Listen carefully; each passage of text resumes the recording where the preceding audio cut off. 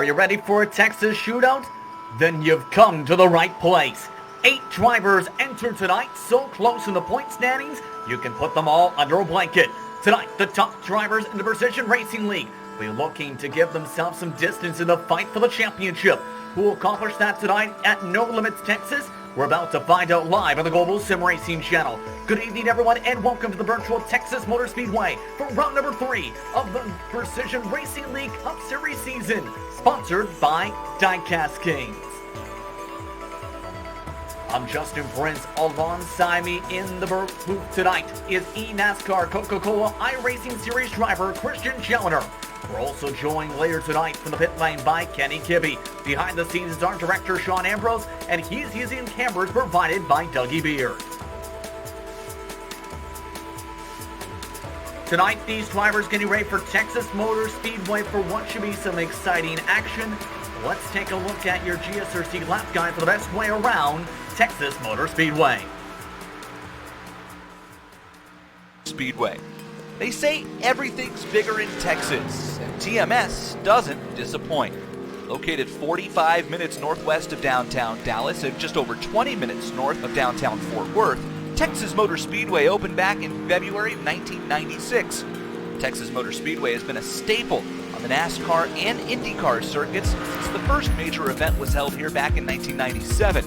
TMS is a 1.5-mile quad oval mirroring sister tracks in Atlanta and Charlotte, but what makes Texas unique is the varying banking. Turns 1 and 2 are banked at 20 degrees. Turns 3 and 4 are banked at 24 degrees, and that may not seem like much to you, but the reduction in banking combined with an abrupt exit angle in turn 2 makes the first half of the track among the trickiest in oval racing. Many an iRacer have seen their race come to an end after bouncing off the turn 2 wall.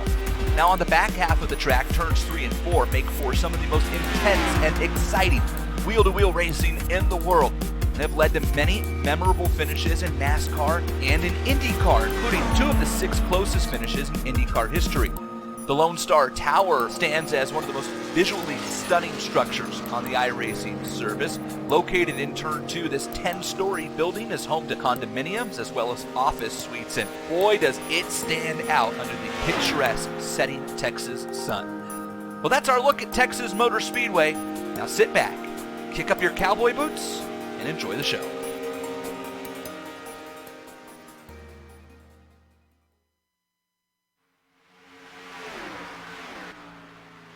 That was a look at your GSRC lap guide for tonight's action for Texas Motor Speedway. Now let's bring in my broadcast partner in Christian Challenger. And Christian, a lot of preparation to say the very least for many competitors throughout the week, because this is a brand new configuration for Texas on the iRacing service that has been seen throughout this week. Yeah, that's exactly right. The old Texas was one that most drivers knew very well. A kind of regular 1.5 miles with a little bit of a twist coming off of turn 2. And that's still here. Turn 2 exit is still probably the most dangerous place on the track, but very different through 1 and 2 now. Very one line through there. 20 to 24 degrees of banking in the turns, and still a very fast track. 28.6 is the fastest time in practice so far. Some blistering speeds with that 20 degrees of banking in turns 1 and 2, 24 degrees of banking in 3 and 4. Should make for some interesting action tonight. We'll discuss that a little bit in just a few moments. I'd like to remind you, though, of our series sponsors. First, with Diecast Kings. Shop Diecast Kings, your home for the best selection of NHRA, NASCAR, and diecast cars at diecastkings.com. Once again, that's diecastkings.com. You can also find them at Facebook at facebook.com/Diecast King. Also joining PRL Cup Series action this season is ButtKicker. ButtKicker products include incredible immersion and realism to every game. Feel every nuance and truly put yourself in the driver's seat. For more information, go to thebuttkicker.com to feel what you've been missing. Let's check in on the Drivers' Championship and Team Championships entering the 3rd race of this campaign. And mightily close is the best way to describe it. Just after 2 races, Joshua Daniels is up on top by 1 point over Brendan Shatley and Paul Williams II. Charles Sumner and Adam Zemke round out the top 5. One thing to note, as mentioned off the top of the broadcast, the top 8 separated by just 6 points. Of those, only one of those spots includes a winner. There's been also some strong team performances throughout the campaign. Whataback Racing is on top of the team standings entering today for reference sake, with 24-7 Racing 10 points back in second. Skidmark Motorsports, Rescue Racing, Highwood Performance Group rounding out the top 5 in the team standings.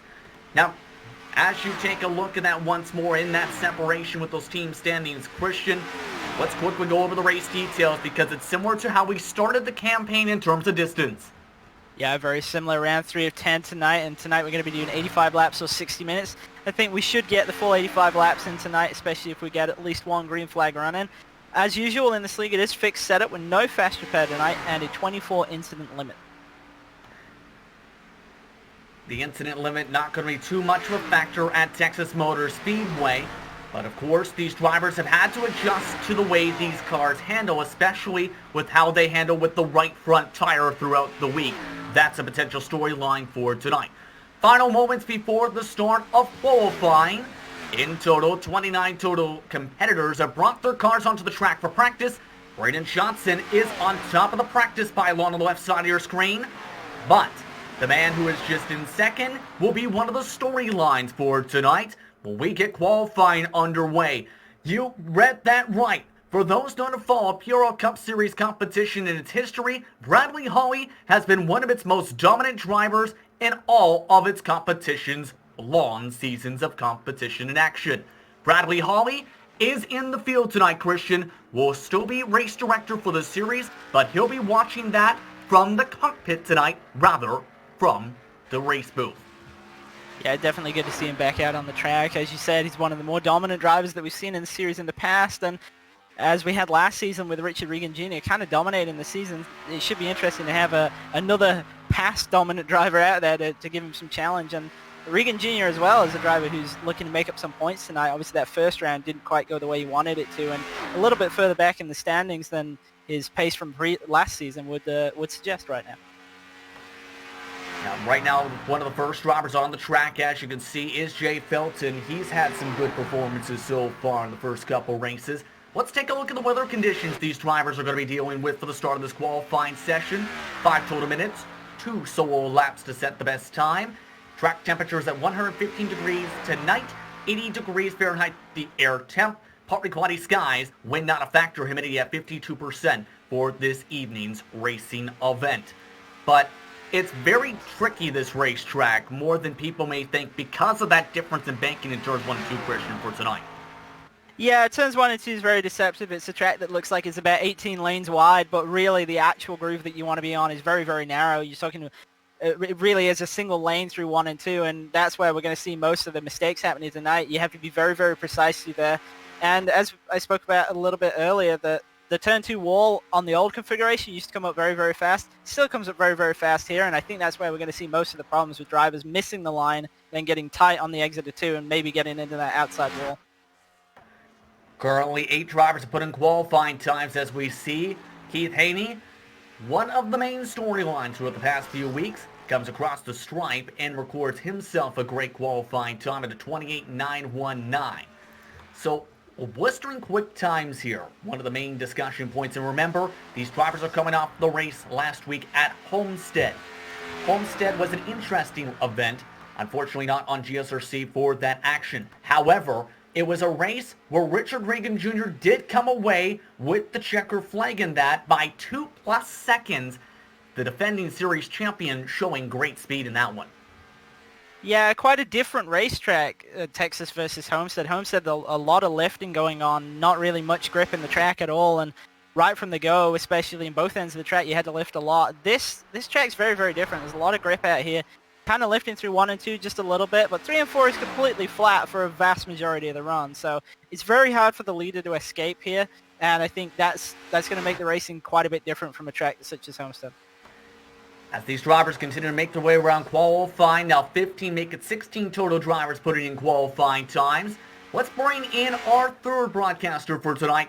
He'll join us from the pit lane this evening. It's Kenny Kibbe, someone that is a recognizable name on GSRC, was most recently in a race just this past Friday on the network. Kenny, your thoughts on Texas Motor Speedway, what to expect for the racing from your perspective today.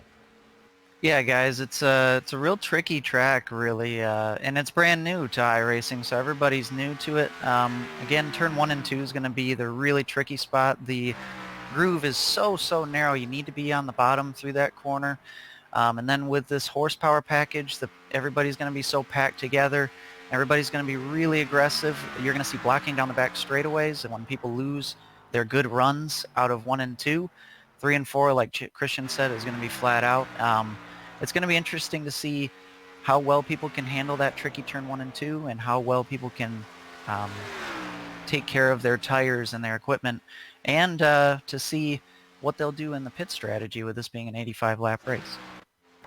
Currently, many drivers making their way around the track for some of their last laps. Bradley Hawley down the pylon in deep on his first lap. Second lap gets him up to 7th, though. So Hawley about 2/10 off of what he was able to do in practice in preparation for tonight.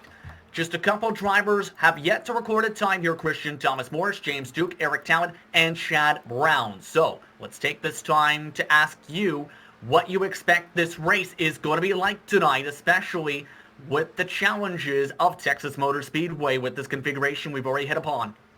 Well, I think we're going to see drivers get down to the bottom of the track as soon as they can. I think the outside lane is definitely not a place you want to be, and on this initial start and subsequent restarts, I think we're going to see everybody trying to get down to the bottom as fast as they can. I don't expect we're going to see the leader able to escape the pack. I think he's going to get stuck out there, and pretty much everybody's just going to be kind of riding behind him, at least until 30 laps into the run, when the field will probably start to spread out a little bit. The sun starts to spread through the clouds as the drivers spread their wings down the pit lane. It's time to look at how they'll start for tonight's action. Mark Kalin with a hell of a qualifying run. 28.875 puts him on top of the pylon. He'll start alongside Adam Semke on row 1. Always the second of Keith Haney starting row 2 with Joshua Daniels and Robert Bisson Jr. 5th and 6th. Bradley Hawley, the multiple series champion and race director for tonight, starts in 7th, and Adam Shane in 8th. Tristan Callahan and Pat Harvey rounds out your top 10, Christian. Just missing out on the top 10, we got Brandon Chatley and Colton Lane in 11th and 12th. Then we've got Richard Regan Jr. starting a little bit further back than we were expecting in 13th. Alongside Jay Felton, he's showing some good speed, he's in 14th. Then we've got Braden Johnson and Dan McLaren behind him in 15th and 16th. Then we've got the always aggressive Jose Telez in 17th. Alongside him, we've got Charles Sumner. And then rounding out the top 20, we have Robert Melican in 19th and Scotty Johnson in 20th. Dennis Rentz is deep in the field tonight in 21st position. J.D. Baker starts 22nd. In run number 12, it's Stephen Durbin, along with Barrett Hilton. Rob Thomas is the last of the drivers put in qualifying times. On provisionals, Thomas Morris, Chad Brown, Eric Talent, and James Duke round out the grid for tonight's action. 29 total competitors ready to make their way around the racetrack. Just about everyone all set to roll their way behind the official iRacing pace car. So, let's go back over to Kenny Kibbe. Kenny, in terms of the strategy, looking to be a one-stopper tonight on the fuel and tires, what's your take on what we should expect as this race gets going tonight for that? Yeah, guys, I think it's going to depend on, are we going to have long green flag runs, or is this going to be a caution fest? If we run a long green flag run to start out here, tires are going to be important, and you could theoretically split this race in half, pitting at about lap 42 and be done. But you could even short pit to even like around lap 30, 25 even, or you could try to stretch your fuel out as long as you can for the first run and pit up to a even lap 50 or 60 and then have fresher tires to the end. So, but it's going to really depend on cautions and when they come and how often they come. Absolutely agree with you. It's going to be interesting to see the different types of strategy. And Christian, your keys to add on to that in terms of how you can come away with a victory tonight. I think the best bet tonight is to try and stick with the car that's ahead of you, but don't make any silly moves. Don't be too aggressive or too early. Don't get trapped on that outside lane. And the longer you can maintain position without burning off your right front, the better you're going to be in the long run. And that would definitely be my strategy. Stick to the bottom of the track, especially if you're in that top 5, and just try and run not quite as hard as the guy ahead of you, but just enough to stick with him.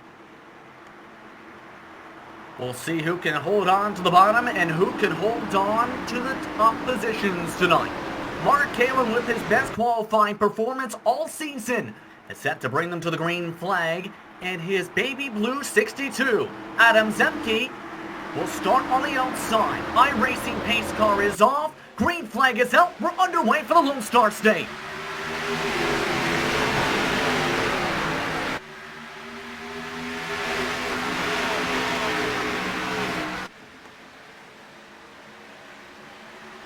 And already the drivers trying to cut their way to the bottom side. Many competitors nearly slid all the way off the white line, going near 3 wide for third position. Yeah, it looked like we had a couple of drivers on the bottom lane trying to hold it wide open all the way through 1 and 2. Weren't quite able to, but a lot of drivers still stuck on the top side, really struggling right now. They're going to want to get to the bottom before they get to turn 1 this time around. Mark Kalin leads the first lap. 85 total laps for these drivers tonight. Already, Williams the second trying the middle line. Joshua Daniels already trying to play defense. Bradley Hawley already up to 4th position in the span of a lap and a half in the 184. Yeah, Hawley's looking pretty good right now. And another driver, Richard Regan Jr., is up 4 spots as well. He's up to 9th from 13th, looking very aggressive on the bottom right now, making a pass for 8th. And here comes Williams the second, being aggressive for the race lead. He takes it away from the 62. And Paul Williams the second now looking to try and defend. You can see from that back bumper already how much he knows being able to defend that bottom into turn 3 as well can be to try and hold on to that position. Already Joshua Daniels now is trying to attack Mark Kalin. I've seen a lot more aggression than I was expecting, especially in the mid-pack drivers really sending it in there into 3 and then actually getting a good run off of 4 and making some moves down into 1. Kalin gets the pass back into turn 2. Williams the second looking for the pass back in turn 3. Back and forth they go for the race lead as the 62 slides up the racetrack. The Jim's body shop machine loses the bottom. Joshua Daniels takes advantage and moves into second. And this was the discussion point at one point for these drivers. In these types of fights, the balance between saving tires and defending could be great. Joshua Daniels looks to try and take the race lead in a 2x2. Yeah, it looks like a lot of these drivers are expecting that there's going to be early yellows because they're pushing very, very hard. And Regan Jr. is now up to 5th position. He's been running harder than anybody else right now. As Haney's just been clipped in 4, holds on to it. The 3's in the grass. Robert Bisson Jr. mowing the grass, keeping it straight and out of traffic. We stay green as the leaders continue to scrap already. The top positions pull away just a little bit. That's the top 7 all under a blanket. 3 wide for 3rd position. Regan Jr. looking to try and get the draft off the 77. Able to get the pass done, and Williams the second got the worst of that. Yeah, Regan Jr. really moving up to 3rd already, and I can't see how his tires are going to last and how aggressive he's being, but if a yellow comes out, he's definitely going to have gained all the track position that he didn't have through his qualifying attempt. Track temp at 114 degrees for these competitors, but Bradley Hawley has been one of the biggest storylines already today. The North Star Title Company machine is to the point. He takes the lead away from Daniels. The multiple series champion leads his first lap of the season. How long is he going to hold on for it? But Regan Jr. is already underneath it going into 1. Regan Jr. looking to battle with the champion, the defending champion in the 46. Having some good speed. He's working with Braden Johnson, who's gone up 12 positions from the drop of the green flag, and Regan Jr. now takes away the race lead. This is incredible racing, Christian, just back and forth for the race lead early. Yeah, well, this really highlights what I was saying about how the leader can't escape, and they are obviously vulnerable to big runs from behind, so it'll be interesting now to see if Regan Jr. can actually get out there. I don't think he's going to be able to. I think he's going to constantly be under threat, at least for the next 20 laps if he does maintain the point. But as you say, it's been very spectacular so far and very clean as well. On board with Hawley, you can see, as noted in help, with the help of the brand new middle part of the sticker inside the race cards added this past week in the iRacing service, shows a perfect view of Johnson scaring Regan Jr. just a little bit up the track and using the banking to try and ramp it on down. And this is looking like drivers, they're not afraid to burn up their tires. Here's the issue though, this was discussed in an earlier event for this. The camber is fairly high for these drivers in the right front tire, Christian, and as both of us know, if you don't have your camber right, that can end up heating the tire up quick. Yeah, it ends up running right on the edge, and the temperature spikes up quite aggressively, so I do think that we're going to see drivers start to fall off pretty soon here. As you say, with the aggression that they're showing out there, it really does put a lot of temp into it as well, so the two effects combined, it can cause a ton of drop-off if you're really hard on that right front tire. Taking a look from Regan Jr.'s back, and Johnson, hungry for the race lead in the 36 machine, just can't find his way quite yet to the bottom side. Well, he's electing to stay in the freight train. Zemke's fourth, Pauling's the second. Kalen round up the top six at the moment. And at this point, Christian, what are you doing as a driver? Are you looking more at the track or the meter, or a balance of both to try and hold on to that bottom? I think if you're Regan Jr., you're pretty much mirror driving the entire field at this point. Now, something I'm noticing with Holly is he's looking around quite a bit, but I'm not sure he wants to do that. He's in third right now, and he's got to clear Johnson before he gets another shot at Regan Jr. But if he's moving around and he's trying these different lines, it can wear out the tire quite a bit more, so you have to be careful with that. I think a driver who's kind of got a really good strategy right now as the yellow comes out. Stephen Durbin has been spun around, and this was something I was about to bring up. They were starting to stack off turn 2. After contact in front of them between Hilton and Besaw Jr., Durbin in turn of the 81 gets pinballed into the inside wall, and Regan Jr. brings them to the pace car under the caution flag, Christian. Yeah, and as we were just talking about the tires, that's definitely kind of the point of the run where it starts to come into effect. We've seen a couple of drivers start to push up, and turn 2 claims its first win. You're going to see the example right here, and this is just in front of Durbin where this is going to happen in the battle for what was about 20th. Right up the road, you see the door-to-door contact, and then everything looks fine until it isn't. Yeah, as you see there, just immediately the 3 obviously snap down the racetrack and straight into the right front of the 81, and unfortunately the 81 comes off the worst there, and an incident totally not of his making. Now, Besaw Jr., the reason he pinballed so hard was he hit the outside fence, as you talked about. And that has been a dangerous part of this racetrack. But, pit stop time, let's head down to Kenny Kibbe. Yeah, guys, everyone's coming down to the pit lane, and keep in mind that we will not be able to make it on fuel to the end of this race quite yet, but I'm expecting to see 4-tire service on just about everybody here. Looks like absolutely nobody's going to stay out on this one. All the drivers coming in and out of the boxes, and look at that. Johnson with the barrel launch out of the boxes, takes over the race lead. Regan Jr., Hawley, Zemke, and Williams II round out the top 5. Everybody took 4 tires in the field, except for one driver here, J.B. Baker, who is in the heart of the pack in 13th position. And I want to ask Kenny about this point here. How difficult would that be for the 78 machine? He only gained about 7 spots from that move. Yeah, I think that one's going to be tough for him, not just because he's on 2 tires, but he's on 2 tires and he's in the turbulent air of the pack. So your car's already not going to handle fantastic as it is, but he's also not got 4 freshies on either. So I think that's a bold move. If I were him, I'd honestly come back down pit road and grab those other 2. Yeah, this is going to be curious to see how that's going to work out. Remember, that's in 13th position. And Christian, it's been entertaining so far, really entertaining. 78 machine does come back down the pit lane here because, in part, I think the 2-tire call, but it's been a stellar return for Bradley Hawley to competition. It was I talked about this a little bit with him before today. He did make an appearance at Homestead and showed decent speed there, but never led. However, it was talked about where he said, in Charles Sumner's words, he would rather me be on the track than just watching the race. He's still able to do his race directing duties from the cockpit here at the 1-to-go signal, for example. but he's somebody that can absolutely be a contender for this win.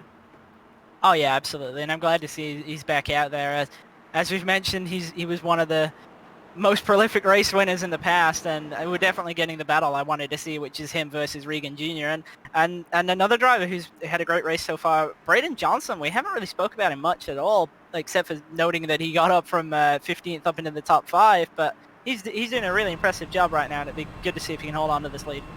Remember though, Christian, he had that great speed along with Jay Felton at Atlanta to start the season. Yeah, that's true. And speaking of Jay Felton, he's actually not really gone anywhere so far. He started in 14th, still running in 15th, so I'm wondering if he was trying to play the long game a little bit with tires, and so that yellow kind of caught him out. See how Johnson plays the start.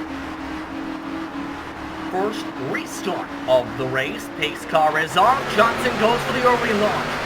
Green flags back out, and Regan Jr. changes lanes before the start and finish line right across Holly's nose. Yeah, there's a lot of mess going on that restart right there. A lot of drivers look like they struggled to get away on the bottom lane, actually, which is kind of surprising. Then we've got more people clipping the apron through 1 and 2 right now. Paul Williams has got a really big run on Adam's empty. Yeah, that was a big checkup indeed. Already 7 car lengths the distance between 3rd and 4th. The top 3 trying to charge away. Williams the second leading the second stanchion with Semke and Co. Regan Jr. with a big run, has to back off. Blows the corner entry though. Hawley knew he bobbled up, trying to take the flat entry. Both of them keep it going. Yeah, Hawley with a huge snap right there through 1 and 2. I really thought he was going to come up and clean Regan Jr. out, but managed to save the car and still running in 3rd. And now it's a 2-car breakaway by 4/10 of a second for the top 2. Regan Jr. taking his car to the top. Will he try and cut hard to the bottom? No. Johnson takes the flat entry and protects the bottom, and that is something that can burn up these tires as this race goes on too, Christian. If you take a flat entry, it burns up the tires a little bit quicker. Yeah, it's very enticing to drive all the way to the bottom just to cover it off, but as you say, it does hurt the right front more to do that. As we see Regan Jr. looks like he's able to just run through the middle of the corner just that little bit faster than Braden Johnson, but not enough to actually get the movement.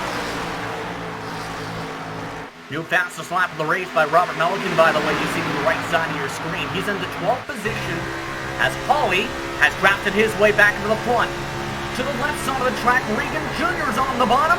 He wants the race lead back, rips it away from the 36. Hawley now looks to hunt his way up to second to try and make it a 2-4. 1-2. The Chevy, though, still holds on to the bottom side. A bunch of Camaros stacking up behind them. Yeah, and this is the thing, as I was saying earlier, the leader can't really escape, and everybody strung out on that restart, but the top 7 is all pulled back together again. Yeah, that's one of the main challenges of defending here on these short ones, especially if you lose the bottom, Christian, as we talked about, is you have to be able to think about big picture while also maintaining track positioning once the dirty air settles in. Yeah, you really don't want to get trapped on the outside just because everybody's in that long line and it's so hard to get back into it. The other thing is that you lose a lot of momentum as well, and as soon as that happens, everybody behind you tries to make a pass on you, and you go from being the aggressor to being the defender very, very quickly. Always the second. He's one of the aggressors in the second group. He's just moved himself up to 4th position, passing Zemke on the bottom side. Adam Zemke driving with the Leo Bonhart Electronics colors tonight. The Bonhart Electronics colors, I should rather say, in the 42 machine. A different look from him compared to the NASCAR Superstore machines we've seen at the few races. He's currently lined up that 42 in 6th position.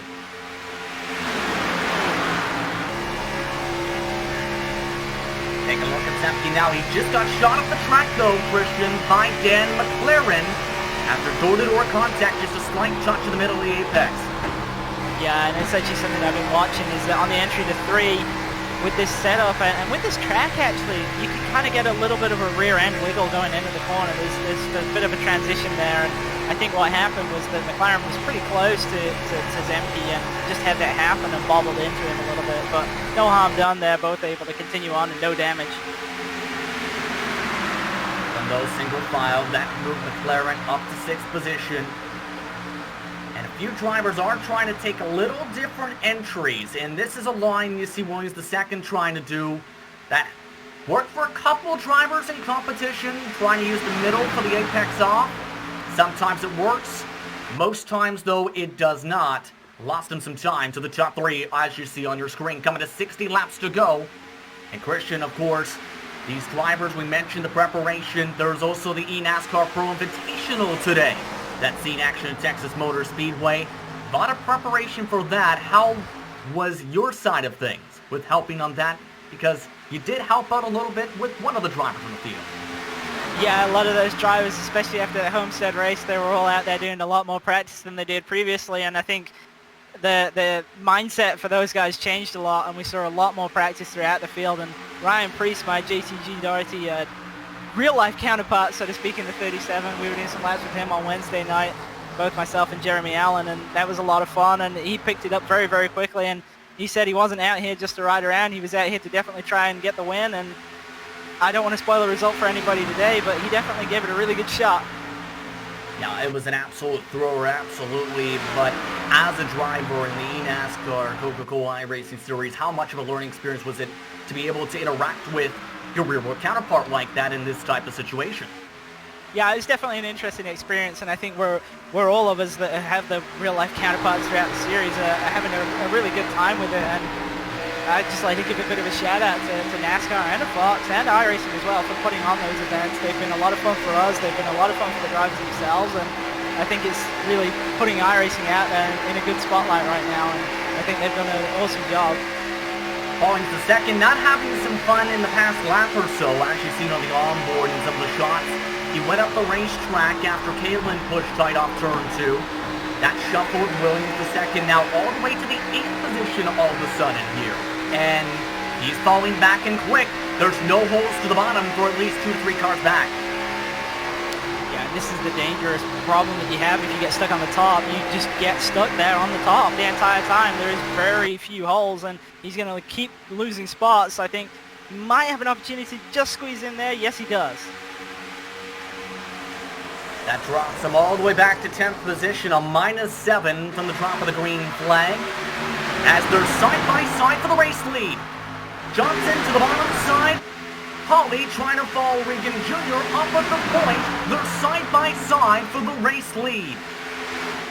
Yeah, this is kind of the point we got to in the last run where the right front tire wear is just starting to come into play a little bit, and Regan Jr. now stuck on that top side. It's going to be really difficult for him to do anything up there, especially with Holly pushing Johnson down into 1.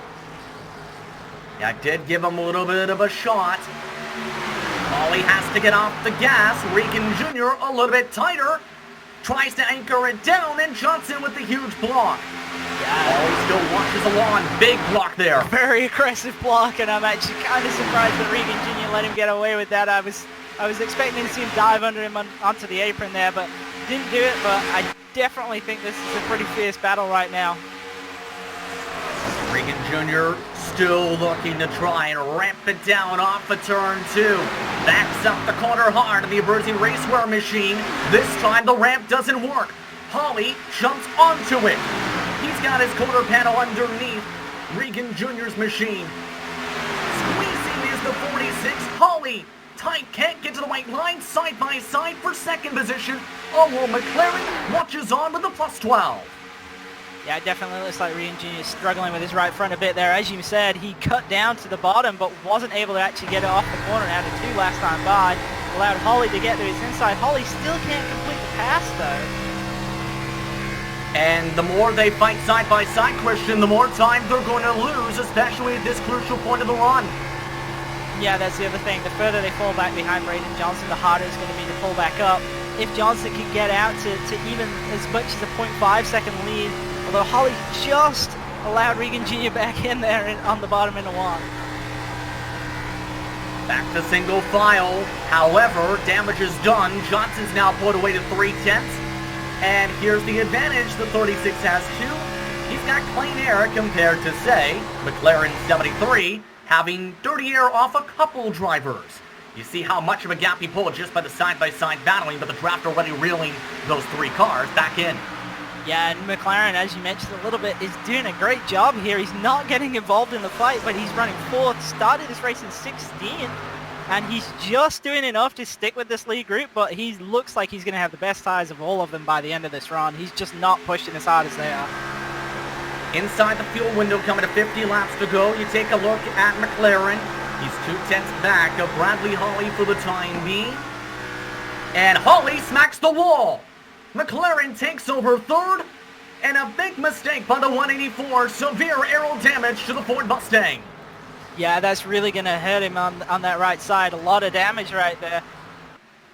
Just looked like he got caught out by something we've seen in the past at Texas, that if he can't stay right down to the white line, then the car has a tendency to really drift up off the corner. As you see here, you can see it's just a little bit too high. It's half car width, but full car width, and at this point you know that wall's coming up fast. It's a similar mistake to what was seen by a couple drivers, unfortunately, in the NASCAR Pro Invitational. Tightness now puts Hawley down a bit in terms of speed. Paul Williams II is down the pit lane and was about to bring this up, Kenny.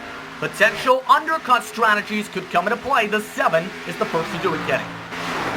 Yeah, the pit window has opened. These guys can make it on fuel to the end of the race here, and Paul Williams is one of the most aggressive guys in this series when it comes to pit strategy, although I may have just seen him have to move his car back just a tad. That may slow his stop down, and it looks like 2 tires only as well. Very aggressive strategy. We'll see if it plays out for him. You see him go up on 4 tires, I believe, actually, there. Oh, he did? Okay. So he did take the 4. Wow, the lead is scrapping. Johnson, he's got his friend back in Regan Jr., and Regan Jr. wants to take away the fun toy that is the lead to the point where he's cutting the grass. Yeah, Regan Jr. always wants to be in the lead no matter what, it seems. No real consideration for his right front tire at this point. He just wants the lead back, and looks like the pair of them have actually been able to pull away from Dan McLaren a little bit. Kind of surprised by that. I thought McLaren would have the best tires out of this group, but he's kind of in no man's land right now in 3rd place. 7/10 off the lead, but with a 1.4 second gap back to 4th. He was 2/10 slower last time by, though, with that. As we have finding, though, where Bradley Hawley is. Remember Hawley? That right front really crushed in on that fender, and that's making him a sitting duck. Kalen takes away the top 5. Haney looking to be the next driver to attack. And as much as Hawley's trying to compensate here, it looks like, Christian, again, it's a storyline we've seen come up time and time again. You damage that right front, you're down a couple miles an hour straight line speed, as well as your ability to suck up. Yeah, the right front is extremely sensitive in this car. It's the one place you don't want damage more than anything else, I think. Maybe the left rear is pretty sensitive as well, but definitely that right front. And it's so easy to just do what he did, to just drift up a little bit, as we see Haney now passing him on the bottom side out of 2. Yeah, Hawley was all over the racetrack in 3 and 4, you've seen a little bit. And Lane is all over his left rear quarter panel now to take away 7th position. So what do you do now if your Hawley is the thing here? What do you do, Christian? Because the only way you're fixing that damage is a caution. What do you do in the green flag situation? There's not really a lot you can do. He's just in that unfortunate scenario where it's just a slow fall back through the field. I think best opportunity is maybe to pit a little bit earlier than he otherwise would. Just get a little bit of track position and then hope for a late yellow to let him fix the car. Race lead still scrapping by 1/10 of a second. Balls are starting to settle in. Regan Jr., he's not looking to settle for second. He's looking to still rip away this race lead, trying every line possible to try and get any advantage for a corner exit. Just can't get a run quite yet to the bottom. Yeah, he's really desperate to get this lead, and honestly, I'm not really sure why. He's got a great position right now. I would just wait this out until the pit stop, take a little bit less fuel, and maybe have a little bit better tire wear as well. Learn a few things that you can use late in the race, but he just wants this lead. But it's bringing McLaren back in very, very slowly, but he is starting to close up now. He's now 0.6 behind. He's gained about a 10th over the last 2 laps. Brendan Shatley has come down to the pit lane, so he joins the undercut strategy, Kenny, the second car to do so. Yep, it seems like these guys are they're not coming in packs. It's just a few takers so far. And again, these guys can run up until lap, probably be around lap 70 with the pit stop that they took earlier. And it's going to be a 4-tire service, it looks like, for Brendan Chatley. And then he should be on his way. But again, this is a pretty aggressive strategy because remember, these tires are not 45 laps old. We had that stop earlier, so these guys are going to be able to go a little bit longer than this if they choose. Let's head back up towards the front, and this becomes a discussion point with you, Kenny, here too, where what do you do if you're Regan Jr., if you were the drivers? What do you do if you're any of these leaders in terms of strategy? I'd say that you'd wait to pit until, one of the real players up front pits. You do not want them to get another... Oh, caution's out. Hold on, we got a caution flag. Yeah, James Duke has spun around the backstretch, Kenny, and all of a sudden... Throw that out the window, and the undercut drivers are a lap down after the 76 smacked the wall off turn 2.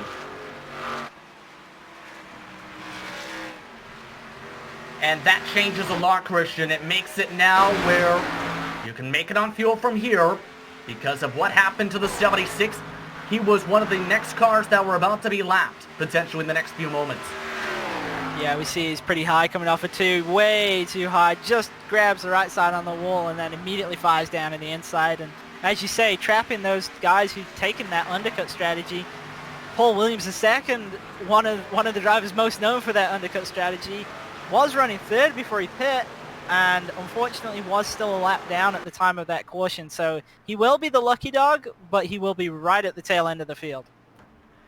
And by the way, for the fans of Rescue Racing, they're about to be rescued by the wave around because, remember, they just pit. They're only on 1-2 lap old tires, so there's a chance they can get back on the lead lap here. But everybody else ready to join them in the pit lane, Kenny, and we've seen interesting strategies.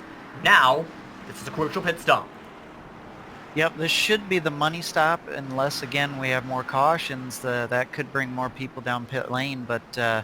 yeah, I'm expecting everybody to come down and take 4 tires, and we could go all the way if we don't have any more cautions. Everybody has just passed by that commitment cone. Everybody into their stalls on the racetrack, as they will have about 37 to go this upcoming time by. Another good pit exit for Johnson. Pulls off and away. Regan Jr. second. McLaren, Zemke, Haney round up the top 5 off the pit lane, Christian. Yeah, a really good start by Johnson right there. Had a much bigger lead this time over Regan Jr. than he did previously. And a driver we've not spoken about much, but we do know is extremely good on the long run. Keith Haney is cycled himself back up into that top 5. Falling on board with Haney as he comes off the pit lane. The one driver, remember, that we discussed had troubles was Bradley Hawley. He's currently getting repairs at the moment. It actually has taken the time to join us in the broadcast booth. Bradley, how does it feel first off to be back on the racetrack? Your second official race back in the cockpit this evening. How does it feel? Feels pretty good. Just I wasn't in the running the Cup car very often lately, so trying to get back in the swing of new tire model with this A car and learning as I turn laps. We're seeing that 184 machine come back off the pit lane and got a lot of the repairs done. What happened when you were coming off that corner? Because it looked like from our angle it might have been tightness. It just got real tight on me on the exit. That I wasn't expecting. That was the first time I've actually had to lift in 3 and 4, so it kind of caught me off guard a little bit and pancaked the wall, and I'm just gonna have to make do with what I have from the rest of the race. As you're reaching the back of these cars here, what have you been adjusting as you've gotten used to being back on the racetrack here, especially with this different configuration of Texas? 3 and 4 is, wide open, floor to, or pedal to the floor. But 1 and 2, it really depends sometimes. I've seen guys lifting as early as I am or going in as deep as they can and making it work.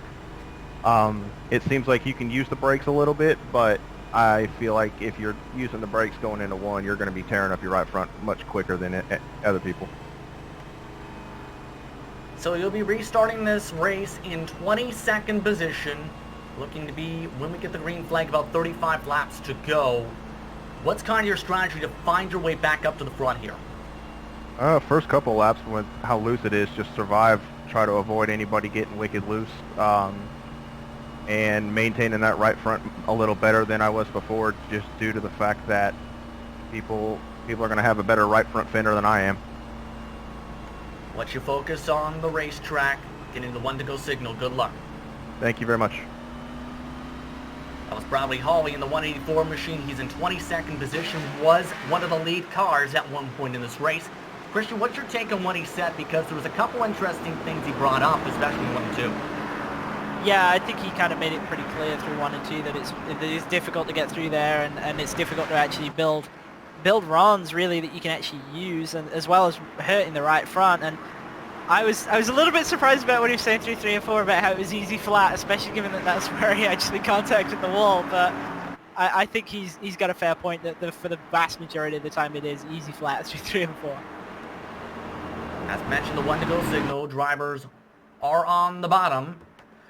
As Johnson will bring them to the green flag, Richard Regan Jr. in second, McLaren and Zemke row 2, row 3, Haney and Lane, Kalen, Felton row 4, Daniels and Harvey in row 5 for this restart. Quick impressions on what we're about to see here in these next few moments, Christian. Well, I think we're going to see what we saw on the other restarts, a big fight to get straight back down to the bottom, and a lot of drivers who are on the top side, if they can't get in, they're going to go back very, very quickly. iRacing official pace car moves its way off the racetrack. Johnson took an early start the first time. He does it the second time. Let's crank it up as these drivers roll down the front stretch.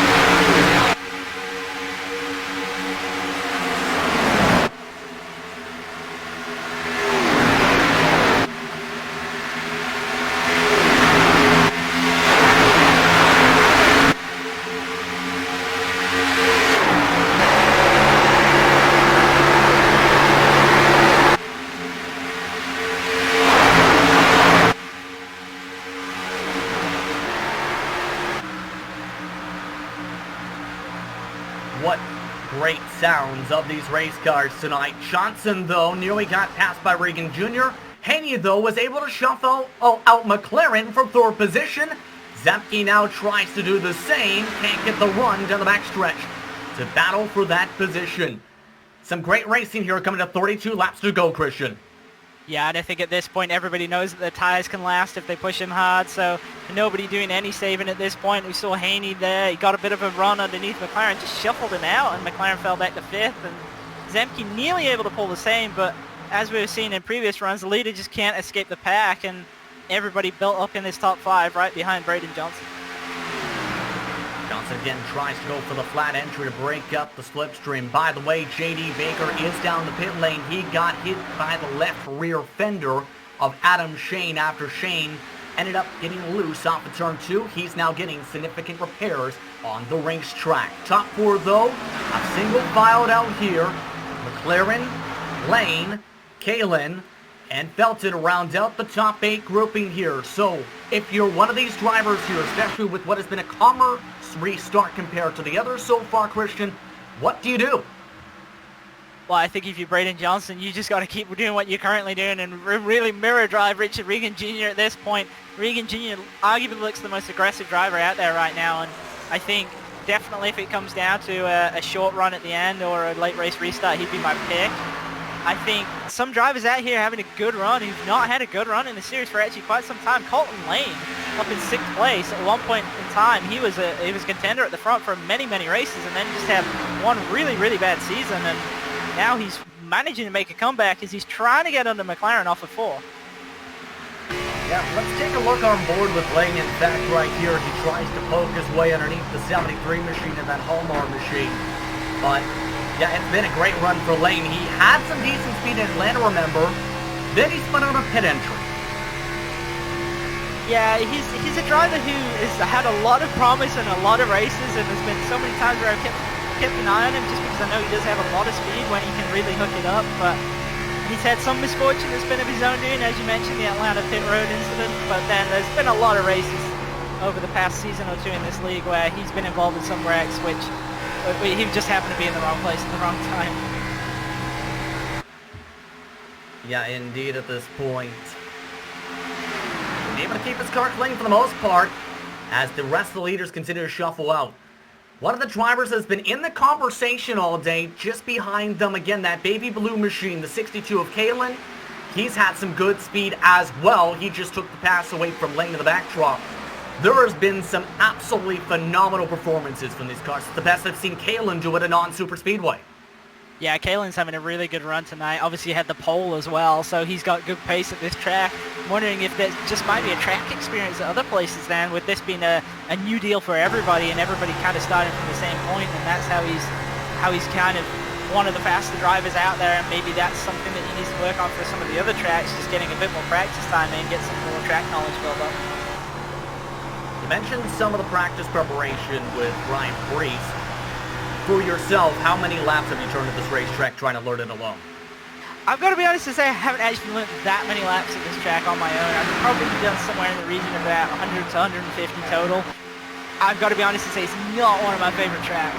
The original Texas wasn't one of my favorite tracks either, and this one isn't especially with the 1 and 2 turn. It's not something that I'm a great fan of, but we do a race here in the Coke Series, so I will probably, by the time that race comes around, we'll turn about 1,500 to 2,000 laps here. Let me put it this way. By the time we go to what is a playoff cutoff race to make the championship 4, you're going to have to learn to love this track, Christian, a lot.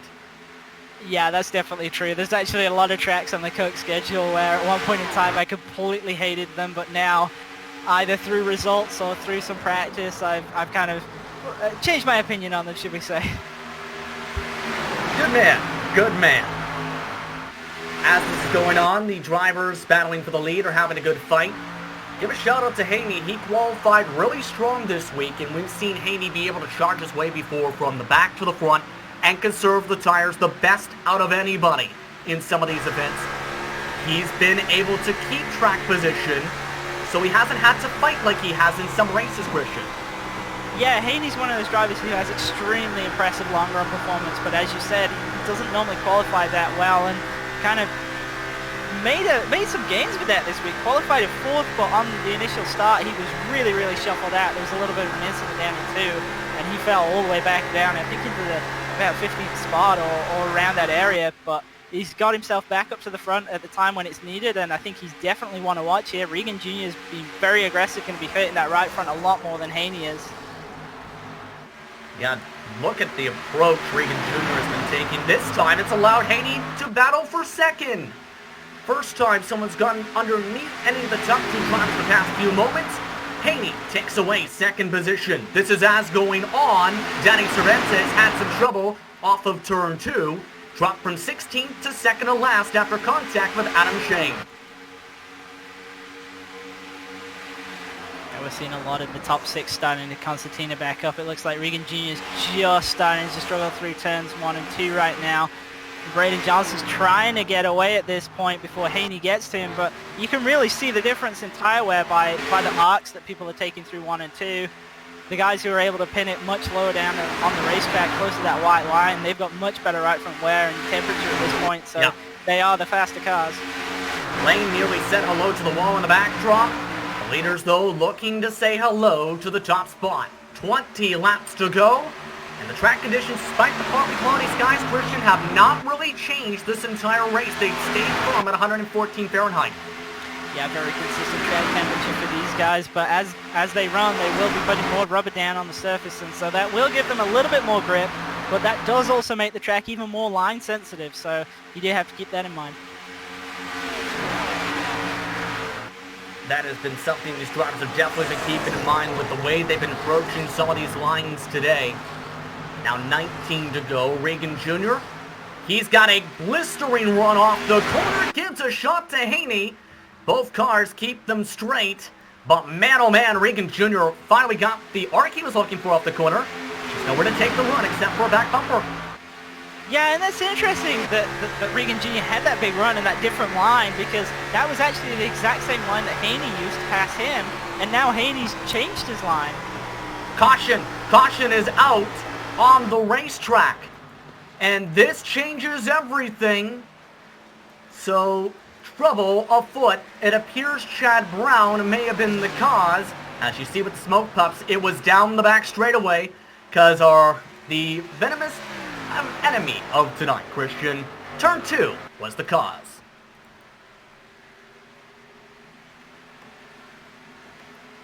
Let's go take a look at that, Christian, and it seems most of the incidents have been from this corner. Yeah, and once again, solo car incident there. 64 Chad Brown, a driver who had a really good run 2 weeks ago, unfortunately just pushed really tight off that corner, and it's a horrible feeling, because you know what's going to happen as soon as you get off that line. You can see the wall coming up. You can't slow the car down. You can't turn the wheel more. It won't do anything. It's just the wall comes up. It takes the right front off the car, and most of the time will bounce you straight down into that inside wall as well. So it's always been a challenge at this track, and it's a challenge with this new configuration as well. He tried to do both, as we've seen from the onboard, Christian. As you said, does not work. But Kenny, big call. You mentioned there might be the chance of another money stop. This is the biggest stop yet. Yeah, definitely. Everybody, at least mostly everybody, should be coming down. Lap times were falling off about a second from their best laps, so the smart move will be to come down and have a full service stop here. But yeah, we've seen Johnson has been so good on pit road, getting off first every single time. We'll see if he can do it again. And taking a look at Johnson from right above his right front nose. As you can see, going around the car and putting the tires up on the jacks. Seems like most of the drivers are electing to take 4 as to be expected. Again, a good launch by Johnson. Regan Jr. had a quicker stop, but he actually checks up to let Haney take the top side instead. So it is Johnson, Haney, Regan Jr., McLaren, Zemke, the top 5. And that was a cheeky move by the defending champion. Yeah, a tactical play that we've seen at some, mostly actually short tracks. We see that at places like Martinsville. We see a lot of drivers will try and check up on pit exit to make sure they're not that first car on the outside.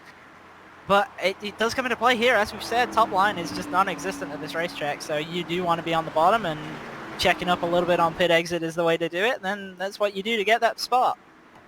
Coming to 15 laps to go, let's head back down to Kenny, because Kenny, what has been your take on how this race has played out? Has it been what you expected, or has it broken those expectations and smashed them? You know, really, I maybe expected a caution or two more. These guys have been, you know, they've been aggressive, but they've been pretty clean. They've been navigating turn 1 and 2 pretty fabulously. But I expect business to really pick up here in this. I mean, this could potentially not be the final restart. We could have one green white checkered even, which could come into play. But yeah, really the leader is so vulnerable on these restarts too, and not being able to get away like we've talked about this entire broadcast. I expect more of the same, a lot of drafting, maybe some blocking to start happening. I think it's going to be kind of crazy here on this next restart. Lights are still on the pace car, so I'll swing these conversations here, Kenny. Who has kept your eye tonight in terms of the best drivers in the field? Well, I'd say that Braden Johnson and Richard Regan Jr. have had probably the best cars, the best performance so far tonight. One of the smartest drivers and most calculating drivers I've seen has been Dan McLaren. He's been really methodical, been able to make his way through the field. But you could see a guy like Keith Haney hasn't been up really in the lead, but he's been up near the front the entire night. And but you could even see a surprise guy like Zemke or Lane or even our pole sitter Kalen get back up towards the front. Christian, who's kept your eye on them tonight? Well, I think when it comes down to a run with about, it looks like there's going to be maybe 13 laps to go when we go green. I think my money's on Regan Jr. He's one of the fastest on the short run. I think it's an area where Haney's not really one of the best drivers out there. He's obviously very good on long runs, but it's not a long run anymore. We'll have to see if he can do anything. Definitely keeping an eye on Regan Jr. And I think Braden Johnson he's obviously the leader, but I don't think he's in the best spot right now. I think it'll be a really impressive run by him if he can actually hold on to this. Looking a bit further down through the field, one driver who has had some impressive runs the past couple of weeks, but has been a little bit anonymous this race. Scotty Johnson is in 12th right now. It'd be nice to see him grab himself a top 10 after a bit of an unfortunate race the last time we covered this series where he was involved in a wreck that wasn't of his doing, but he's shown some good pace. Yeah, taking a look at Scotty Johnson now on board. He's in the 12th position, and he followed up that rough performance after the bad luck at Atlanta with 11th place at Homestead. He's on the top line though here, Christian, and it has been crazy for drivers at that point of the field to get to the bottom. Yeah, when you're in the mid-pack, it is very, very difficult. Obviously, the lines tend to stack up, but past couple of restarts, we've really seen everybody cutting down to the bottom very, very early, somehow getting all single file, sometimes before they even get to the flag stand, and that's something that I'm going to be watching for again, and that really comes down to what Braden Johnson does on the restart, whether he holds the field all the way till the green flag or whether he goes early. Reason to bring that up? There was action up to 4 wide at some points today on Fox and Fox Sports 1. From some of these starts, will we see that aggression with 13 to go? Regan Jr. puts his aggression on the back bumper of Johnson, who stacks it up this time to the green flag. Good launch by Braden Johnson. Regan Jr. moves his way up to second. McLaren up to third. I see Haney not able to get that second place working. Still stuck on that top line. Just no grip up there. He's going to be fourth. Zemke not able to take advantage, but a lot of drivers who were stuck on the top really struggling through 1 and 2 with that low grip up there. Yeah, Lane is now the biggest dropper inside the top 10. He started 5th. Kalen slides to the grass. He's currently mowing the logos down as he drops outside the top 20. We stay green as he saves it on the apron, while Haney wants third back. McLaren pushes up the racetrack this time. Haney can't get the run, while the top 2 go all the way to the white line for the fight as the caution comes out of the back of the field. Josue Tellez is the cause of the caution flag in 16th position. So the Diecast Kings machine in trouble, and it was just with the guy you just gave a shout out to, Christian, Scotty Johnson. Yeah, I'll have to wait for the replay to take a look at that, but apologies to Scotty Johnson if I might have cursed him right there by shouting him out on the broadcast. Well, the good news is, I believe Scotty Johnson came out okay. The bad news, Josue did not.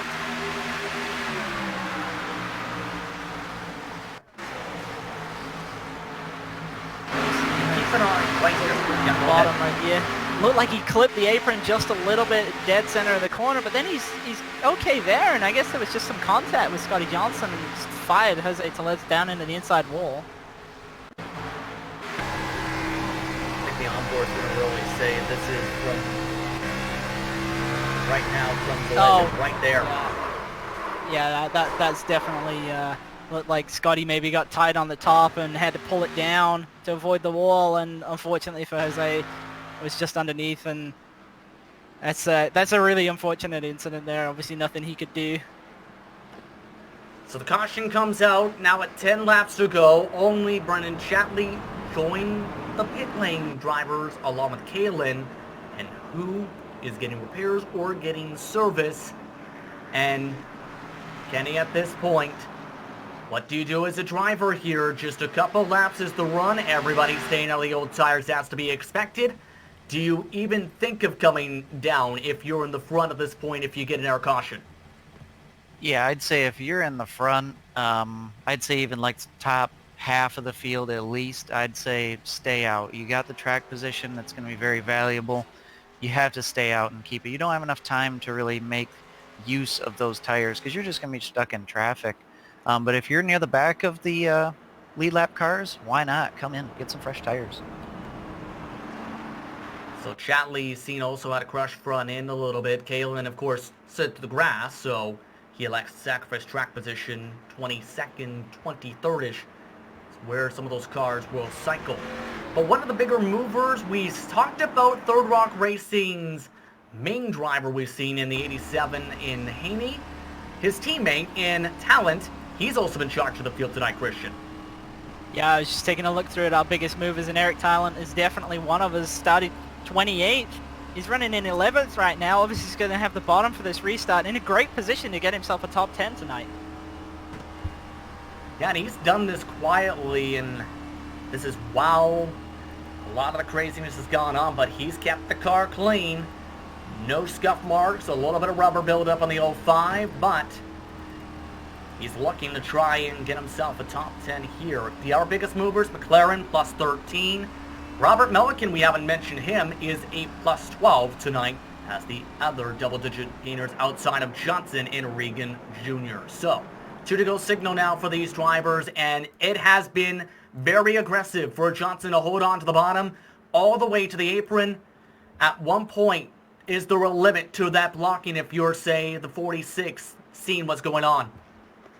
Yeah, I think at some point it is going to get to the stage where Regan Jr. just, I don't want to say runs him off into turn 3, but if he's close enough to be on his bumper, to at least get him to wash up the racetrack a little bit. It really is the only opportunity with that runoff of 2. If he can't get to his inside, which it looks like he can't, especially with how aggressive Johnson is driving down to that white line, the only other chance for Regan Jr. is to make something happen in the 3 and 4 end of the track.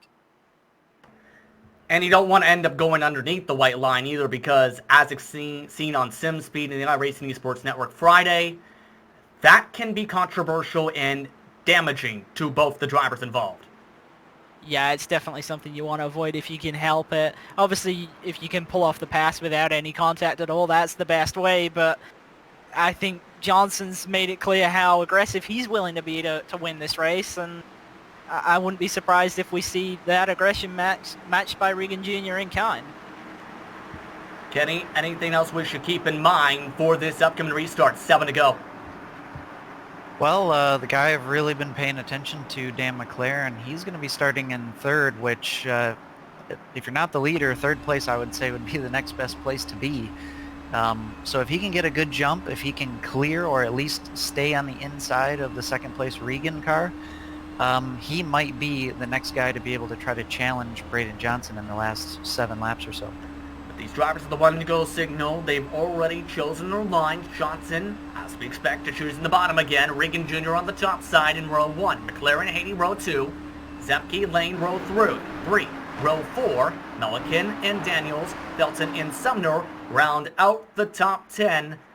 Of those drivers in the top 10, only about 3 of them had started there at the beginning of the night. Who will finish there? 7 to go coming up. Johnson, the control car in the 36. Regan Jr. in the Neosium machine with the Brucey Racewear on the car. Looks to get a good launch. He already pulls up half a car length. Johnson's off and away. Green flag is out. Yeah, we see Regan Jr. not able to get to the bottom. McLaren was able to fill that hole before he could, but he's going to have a chance to slot into 3rd here if he can beat Haney to the bottom, which he does. Already a freight train along the bottom side. McLaren, though, has not been able to keep that line. Regan Jr. takes advantage. They go side by side for 2nd. Rest of the field rolls its way through, while Johnson looks to sail off in a clean air.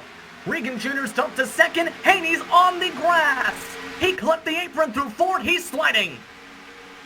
Yeah, a lot of drivers really trying to run that white line through 3 and 4 in that first lap, and it caught out Mike Hillen last time on the restart, and it's caught out Keith Haney this time. So Haney out of contention, drops all the way back to 17th. Well, they come to 5 laps to go, this time by Regan Jr. trying to close up the gap to Johnson. McLaren looks to fall on the tire tracks. 5 laps to go from Texas. Yeah, it looks like Regan Jr.'s got a big run this time. Johnson goes all the way to the bottom. Regan Jr. is going to have a good run off of 2. He's been trying to bank it off the corner every time. Regan Jr., though, has to get a bit off the gas. McLaren forced up to the top side. Here comes the charge on the bottom side. Zemke battles for third. He wants to get into the fight. And the caution is out on the racetrack. Adam Shane in the 83 has spun around in turns 3 and 4. And now, 4 to go. It's gonna get dicey.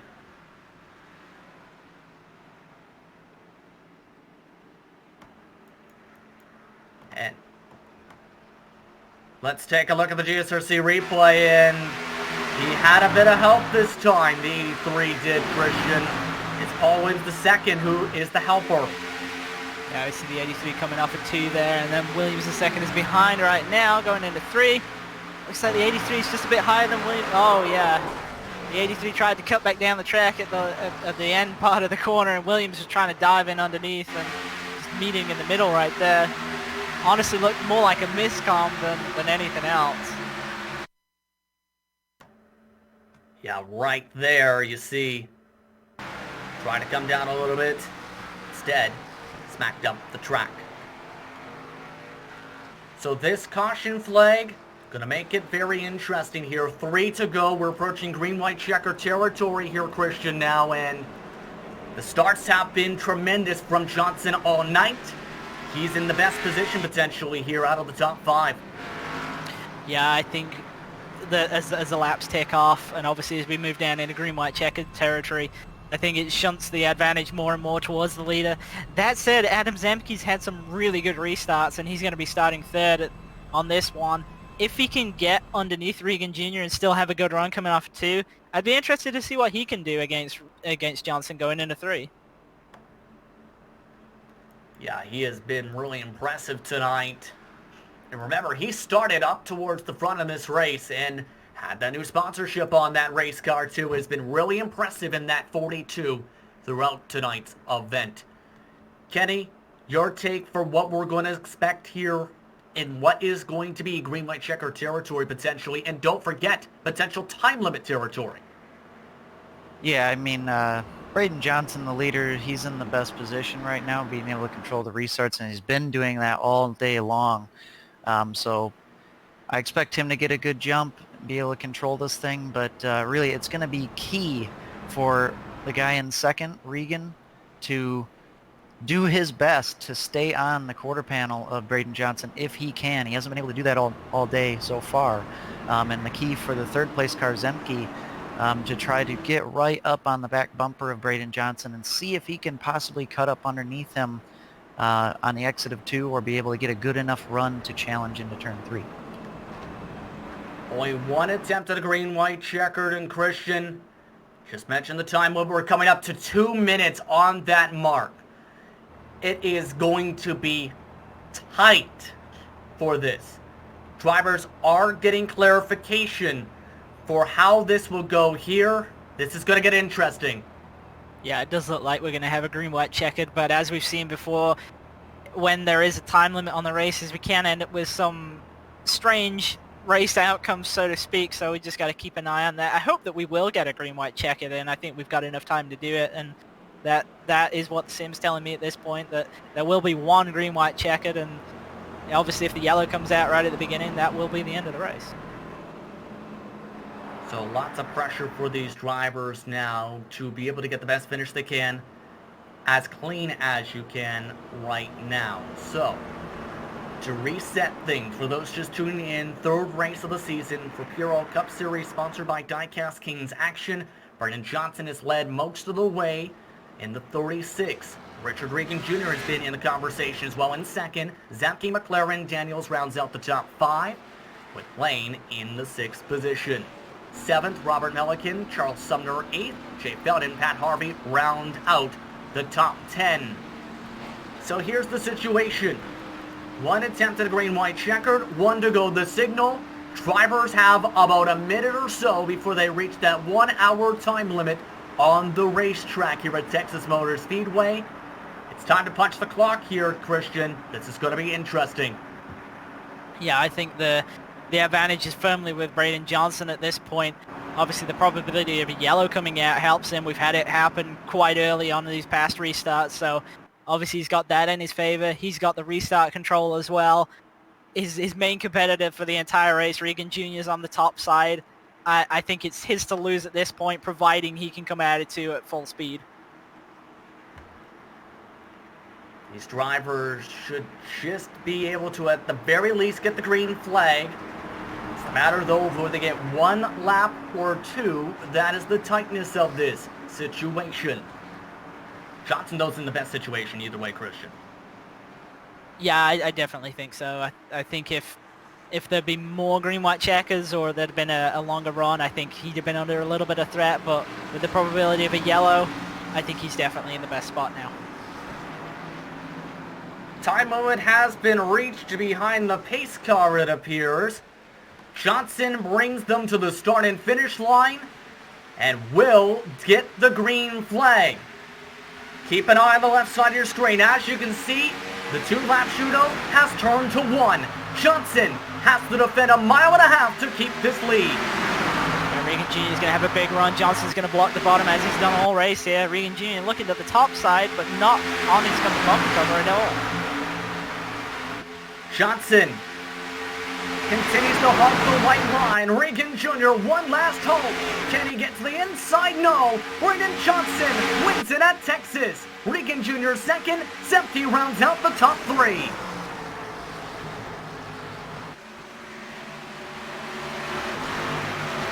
An interesting way to end this, Christian, but an exciting race from start to finish.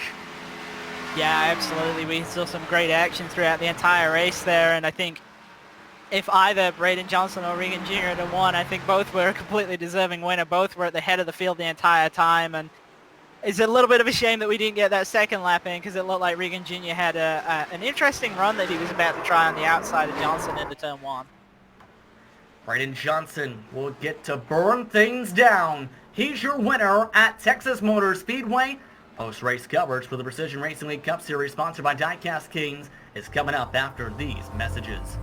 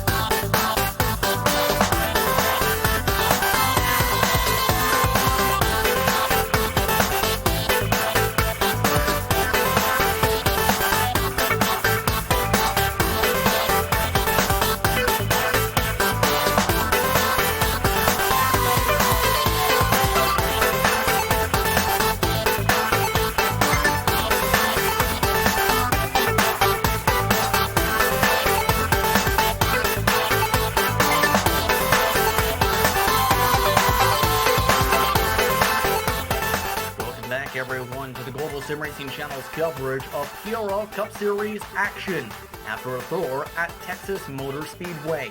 Tonight's coverage has been presented by Diecast Kings and ButtKicker. Glad to have them along for the ride this season. And it was a fun race to watch from the broadcast booth. as Brandon Johnson took home the checkered flag over Richard Regan Jr. Adam Zemke rounded out the top 3. They'll join us for post-race coverage along with Kenny Kibbe in just a few moments.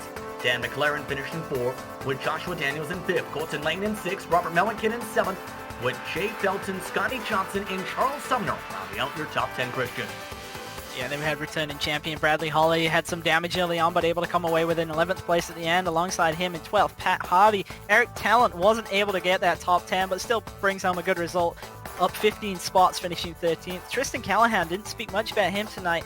Had a run in the midfield for the majority of it, comes home in 14th. Thomas Morris with a good game from 26th to 15th. Paul Williams with that pit call didn't quite come off, and then saw him involved in a late race incident, comes home in 16th. Danny Cervantes alongside Brendan Chatley in 17th and 18th. And our pole sitter who caught the apron on one of our later not green-white checkers, but restarts, so to speak, unfortunately comes home in 19th spot, and rounding out the top 20 is Baron Hilton in 20th.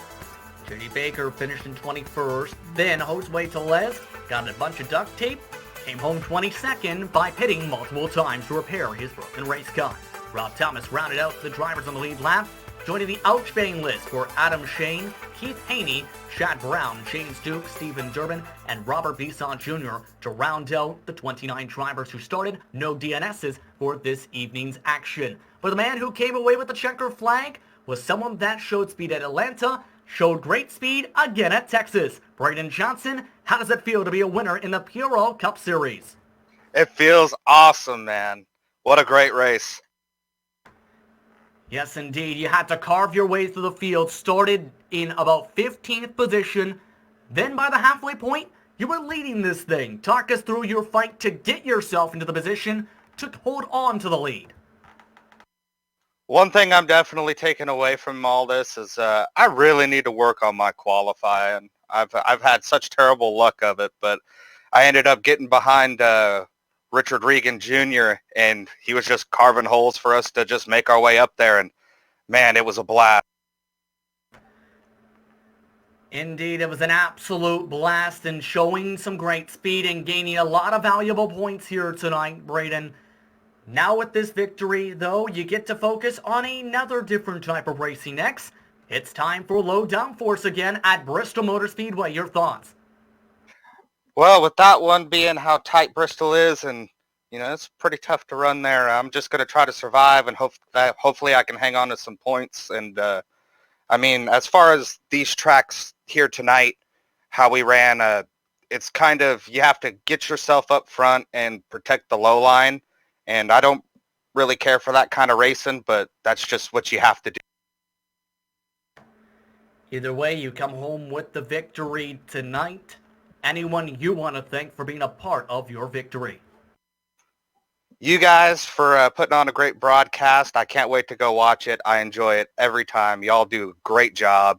Diecast Kings for sponsoring this series.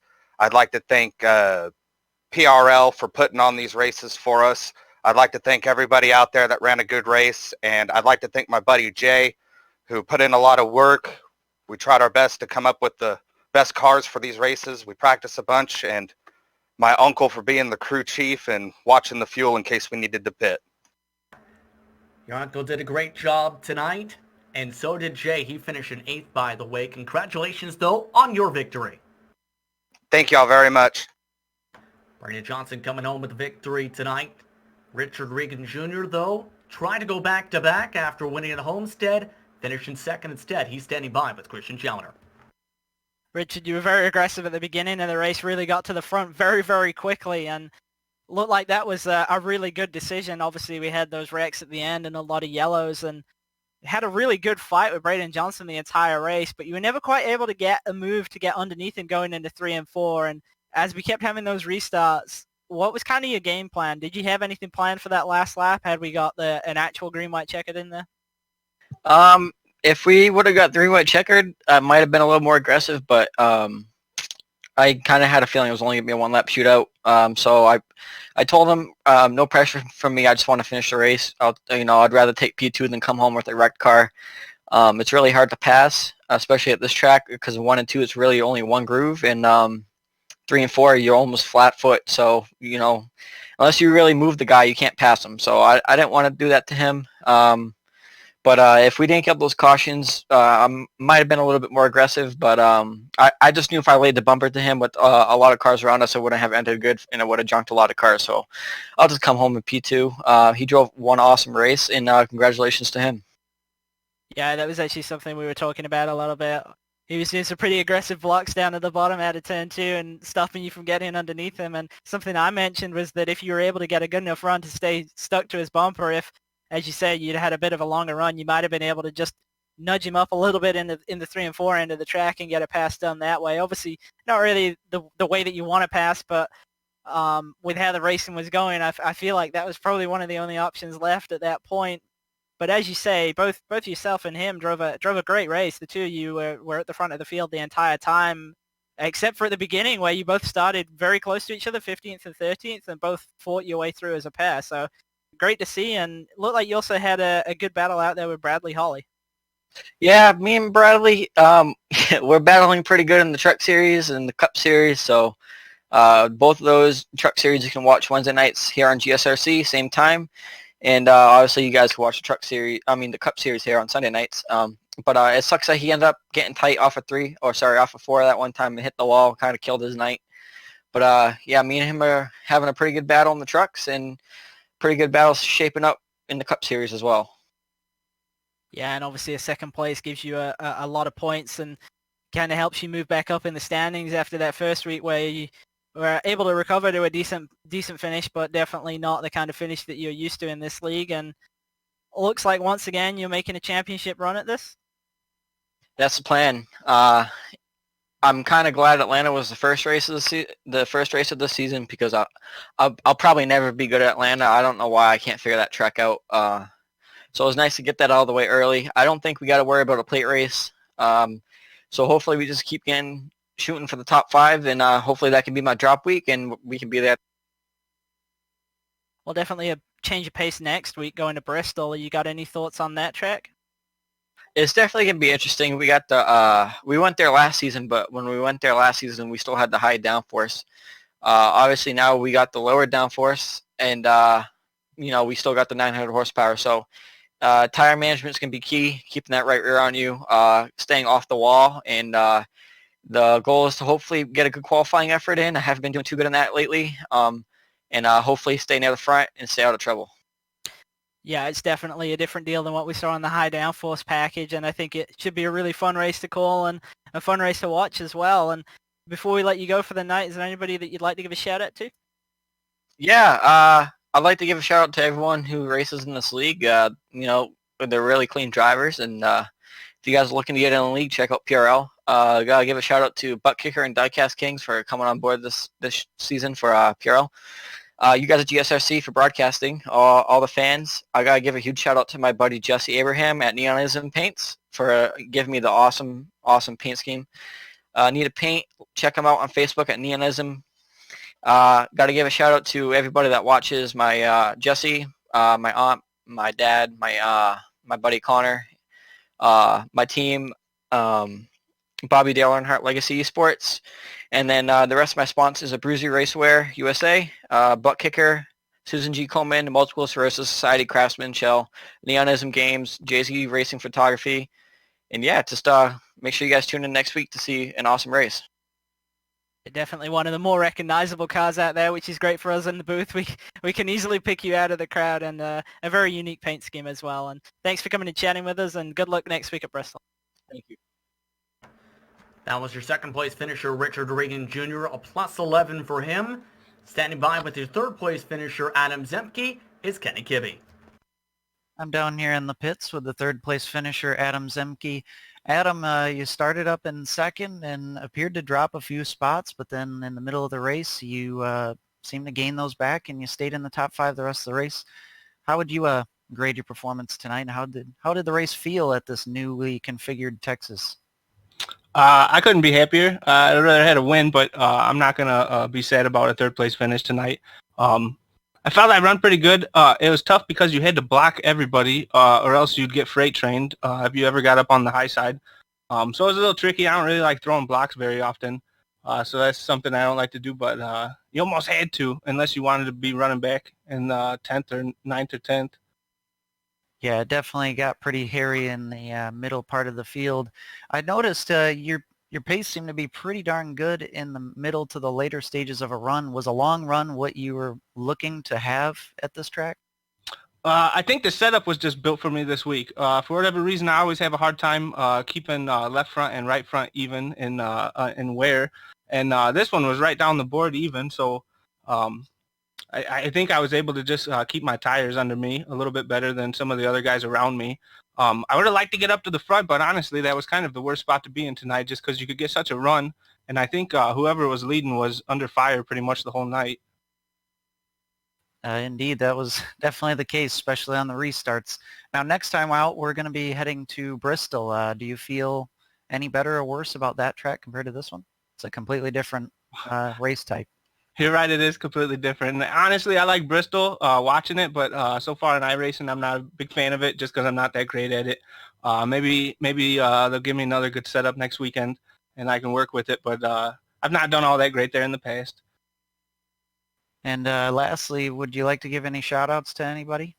Oh, yeah. First and foremost, GSRC. You guys put on a great broadcast every week. I'd like to thank Diecast Kings for sponsoring us this season and the last. I'd like to thank my family, who I'm sure is watching right now, and any of the fans that are tuned in each and every week. Thank you guys for showing up and watching this. And, of course, PRL. They're great as well. All right. Thanks for chatting with us, Adam, and we'll see you in the next one. Thank you, guys. Once again, Adam Zemke, your third-place finisher. I'd like to thank him, Richard Regan Jr., and Braden Johnson for taking the time to speak with us for post-race coverage. Final thoughts. First, let's go to Kenny down to the pit lane. First off, how would you describe how this race tonight went from your perspective? Oh gosh, it was a hugely competitive affair. I mean, nobody really. I mean, the winner, Braden Johnson, did have the best performance, but anybody really up in the top 5 had a chance. And you did see some comers and goers, some guys that started up in the front and didn't finish there. I mean, look at top 2 spots. They started 15th and 13th. So it was really hard to call who was going to end up on top in this one. But all in all, a fantastic race, and really glad to see the current real version of Texas in iRacing. Some exciting racing here. Still not one of Christian's favorites quite yet, as we talked about during the race, but we go to a track that is also just so happens to be on the Coca-Cola schedule this upcoming Tuesday, Christian. Bristol Motor Speedway. How do you feel about that racetrack based on how you've been preparing for that circuit? Well, I think it's going to be an interesting race there. Obviously, with this V7 tire, it's going to be a little bit different to the past, and also the high downforce has gone away. It's the low downforce car, which honestly to me doesn't feel so much like low downforce. It feels like no downforce, and I really like that. I think that's great. It's made the track a real challenge again, and it's a lot of fun. The only downside is I don't think we're going to really see the bottom line come in there, but I'm hopeful that it's going to spread out a little bit more than people are expecting, and I think we'll see a pretty good race there. As Richard Regan Jr. mentioned, it's going to be a lot about keeping the right rear tire on the car, and I think the guys who really burn that off are going to struggle immensely on the long run, and I think that should really be an interesting kind of tactical battle to see, because if you push early, it's going to hurt you in the not so much long run, actually. Not as much as you see on these mile and a halves. The effects come into play a lot earlier, and I think that's going to make it really interesting. It's a track that's one of my favorites, I have to say, Bristol Motor Speedway, especially since it's a very fast, very difficult short track, and we're going to see who can come away with a victory when we go there. But we'd like to thank you for tuning in for tonight's exciting action from Texas Motor Speedway. We'd also like to thank Charles Sumner and the rest of the Precision Racing League for organizing this strong series, as well as the series sponsors on board for tonight and this season in Diecast Kings, along with ButtKicker. We'd also like to thank the companies that provide the software and hardware for our broadcast listed up on your screen, with additional thanks to Jude Lalonde, who provides our wonderful music. See the screen for how to get a more hold of our great work. Thanks to the team once again, and Christian Sean, and also big thanks to Kenny Kibbe from the pits tonight. If you'd like to find out more about GSRC, including upcoming races, you can find it at globalsimracingchannel.com. If you'd like to help support the channel, you can check out our merchandise for sale at gsrc.storenvy.com. Or you can check out our social media on Twitter at GSR Channel, Facebook at Global SimRacing Channel, and Instagram at GSRC_Graham. Don't forget to head over to our YouTube page and hit that big red subscribe button so you don't miss a moment here on the Global SimRacing Channel.